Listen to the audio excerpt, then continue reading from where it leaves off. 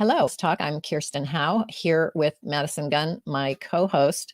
And as we promised you last time, we still are continuing our conversation with Tess Brigham, the very, very skilled and experienced psychotherapist who is here to talk to us about estate planning with multiple generations and all the different things that means. Tess, welcome back. We are so delighted and honored to have two chances to talk to you. Well, thank you so much. Thanks for having me.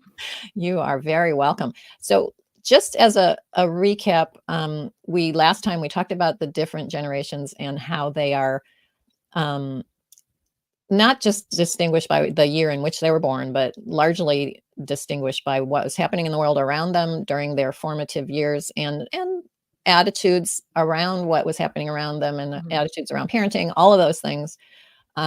We talked a little bit about estate planning from the perspective of a baby boomer parent and a millennial child. Let's look a little bit at another parent-child pair. This one is a little more up your alley personally, Tess, the Gen X parent and the Gen Z child. So talk briefly about the attributes of those two generations, since we talked about it last time, but let's give a little refresher on those two generations. Oh, sure. So Gen X, primarily born between 1965 and 1980.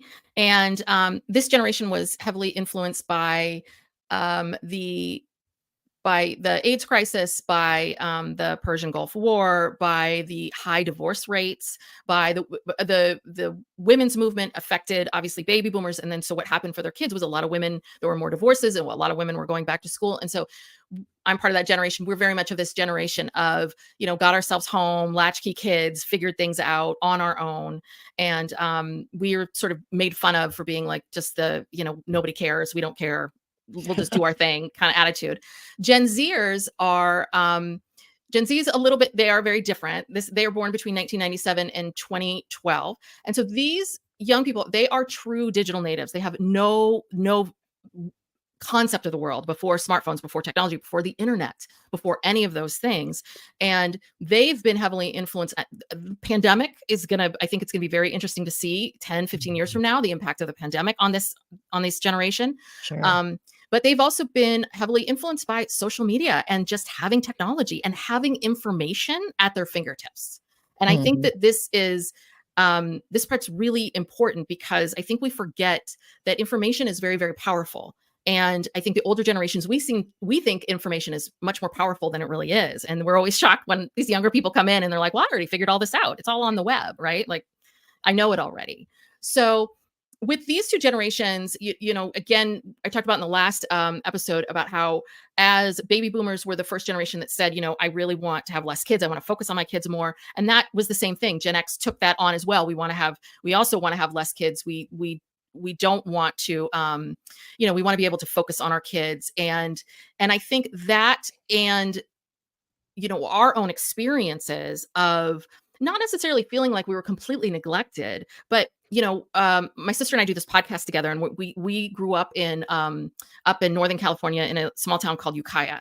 And the funniest thing about Ukiah is Ukiah had so many kidnappings, so many things. And I grew up at a time, if you remember Steven Stainer, who was, sure. That was Ukiah. Like when I was a kid, the second boy that I always get his name wrong, but the second boy who the perpetrator, the boy kidnapped, he helped free. Yes. Yeah. So Steven Stainer helped free the little boy. I was about that little boy's age. And this was talked about like, regularly. Sure. So I think we have all these memories of being traumatized and a little bit like there were no trigger warnings, being traumatized as kids. So we tend to be a little bit overprotective of our kids. We know all the things that are going to happen. And that coupled with all the information that's out there makes the younger generations much more risk adverse. And so I think for us, it's been a combination of what happened in our own childhood that's heavily influenced us, right? Why do we need sleepovers? Every time you hear about a sleepover, it seems to be a disaster, right? Yeah. Or someone's being, so that it's that coupled with the fact that we have a tremendous amount of information at our fingertips that is very overwhelming. So I do think that both of these generations, we tend to be a little more anxious.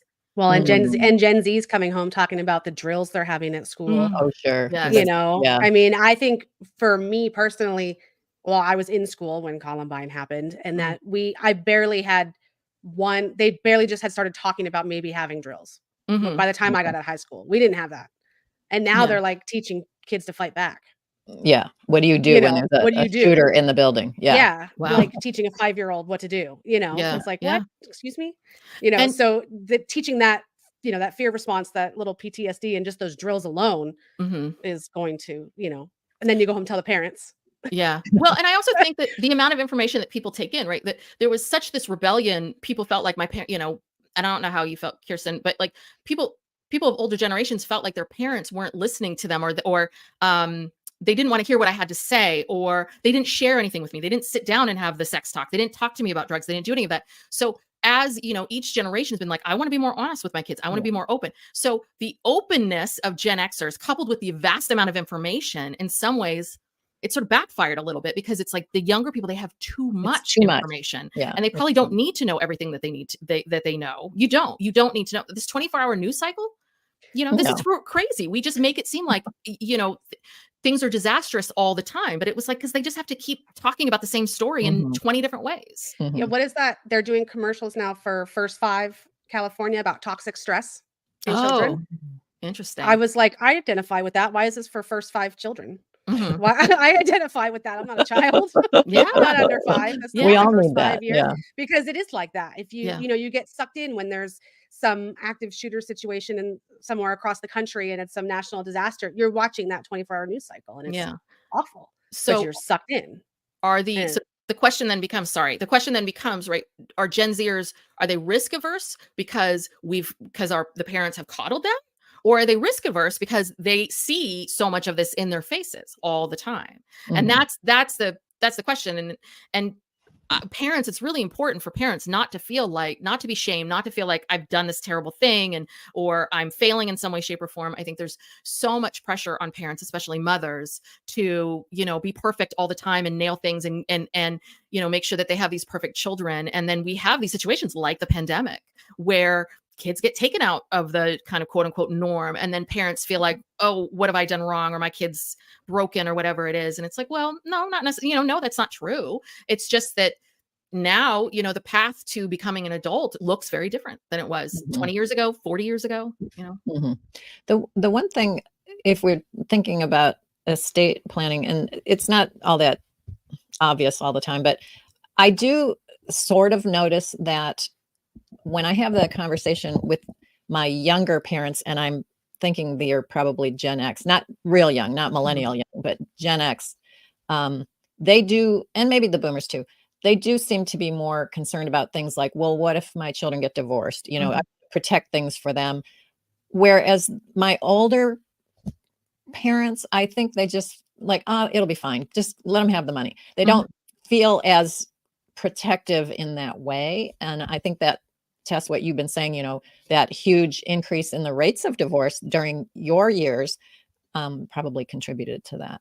Yeah. They're also not, they're shying away from having their kids be administering their estate after they pass away. They're Yeah. also like, I don't want to burden them with this big job.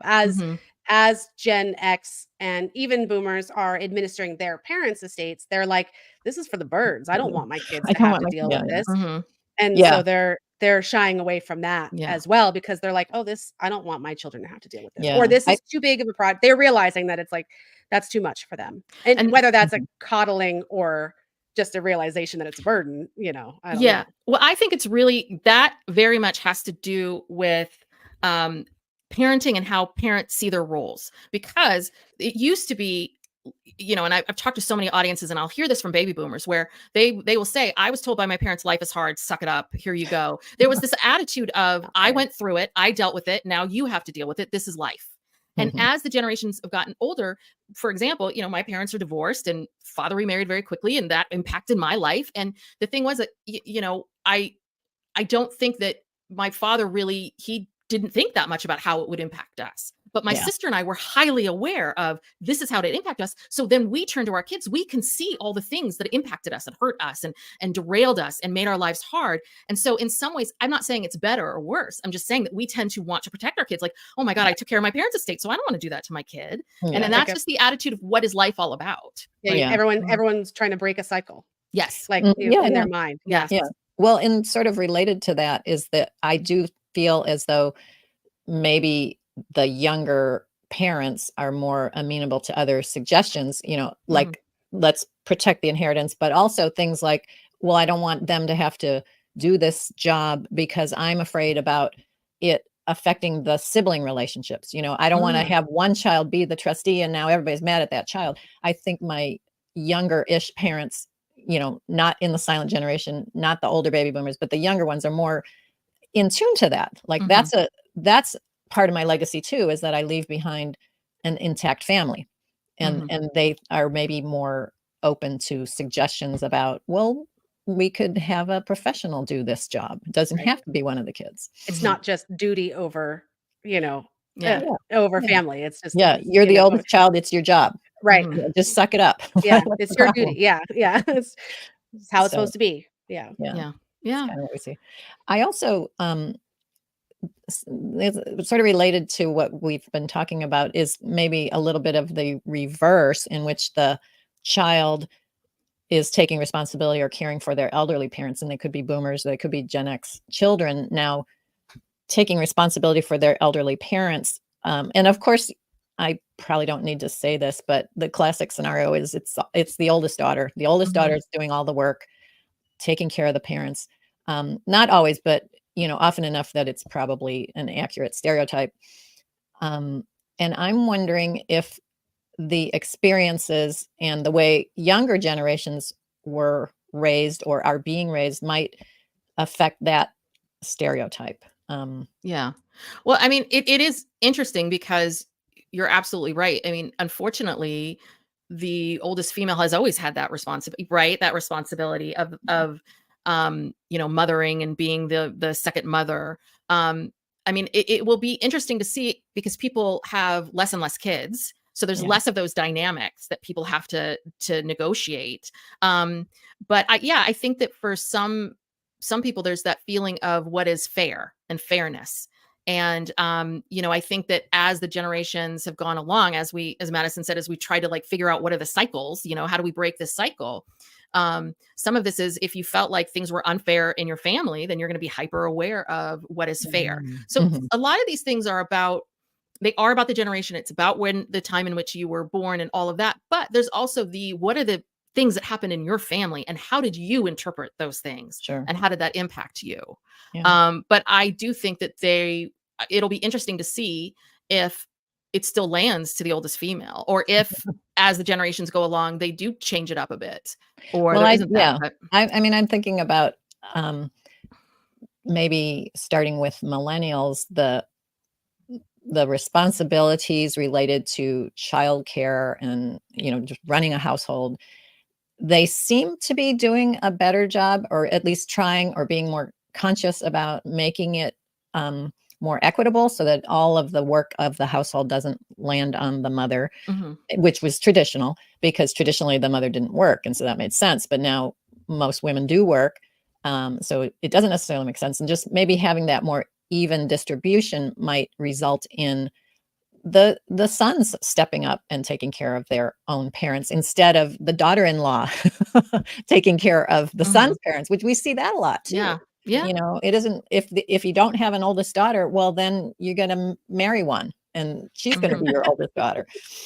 So maybe a better equitable division of labor over long term will eventually equate to a better equitable division of emotional labor. Yes. Over the generation. Well, that would be nice too. Yes. I know. That would be good. That would be good. One can only hope. Okay.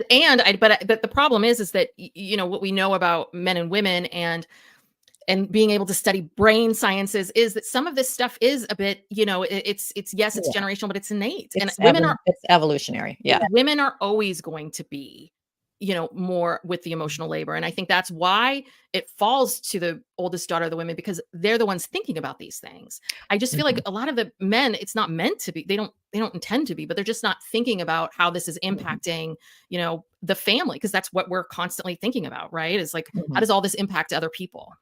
Yeah, I think that's definitely true. I mean, we've evolved over many, many hundreds of thousands of years to be the way we are. Yeah. And we can't undo that in a couple of generations. That, we can talk about it. Mhm. We can try real hard. Definitely that happens more as generations go. Sure. More talking. More Yes. talking. Yes. This is what I need, and this is not happening, and we need to make some changes. Yeah. So it'll be very interesting to watch who's taking care of Madison when she's an elderly parent. Yeah. That's Madison funny. and her ilk. Yeah. Okay. Tess, thank you so much for your time here today and your expertise. And this has been really interesting for us. Good. And I'm glad. Well, thank you so much for having me. I appreciate it. And I love hearing your stories and sort of what your experiences are, because it's a very different flavor than what I get in my world. And it is really interesting to hear and hear these stories of how people, right? Because these are heavy duty conversations that you're having, right? Yeah. Like, how do people, when it's time to think about dying, like, how do people respond? Look at it. Yeah. So that's fascinating. Yeah. Ours tends to be more top down view, and yours is maybe more bottom up view. Your clients tend to be the younger, and I tend to be the older. Yeah. And so I think that's why it's really valuable to have this conversation with you. Madison, thank you, of course. And our guest today has been Tess Brigham. We're so grateful to have her here. And we look forward to connecting with you next time. Thank you for joining us today for another episode of Absolute Trust Talk Live. If you enjoyed listening in, then don't forget to subscribe. You can find us on Apple Podcasts or wherever you may listen by searching Absolute Trust Talk. While you're there, we would also love for you to leave us a review. And then why not share your favorite episodes with family, friends, or colleagues too? You can find all of our shows and corresponding show notes by visiting absolutetrustcouncil.com. You'll also find a variety of other free resources, including our ebooks, videos, blogs, presentations, and more. If you need help with your estate planning or administration, we also offer a free discovery call to help get the process started. You can find more information on booking your session by visiting absolutetrustcouncil.com/scheduling. Don't forget to keep an eye out for our next live episode. If you join us for the broadcast, you can submit questions during the show. But if not, don't worry.